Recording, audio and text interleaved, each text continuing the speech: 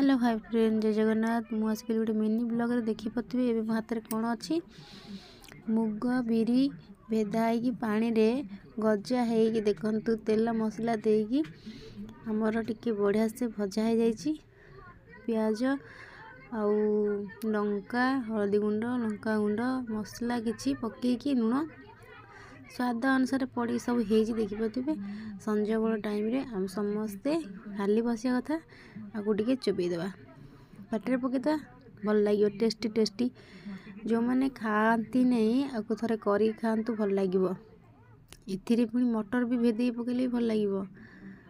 सब मटर मिसई देबो सब प्रकार मटर मिसई देबो आउ बिरी भेदी देबो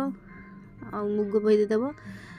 देखिवो आज रात रे पके देलो काली सकाळ को छाणी देबो गजा हे जइथिवो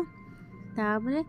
आगु देगी मसला मसला देगी टिके भलो पागडी धदी कर देबो देखियो बहुत बढ़िया लागे खाइको देखंतु मु एपे आनी खाया पई खाइनी मु कन टिके हम फ्रेंड मानको शेयर कर दिए ता परे खाइबा टेस्ट खाइबा।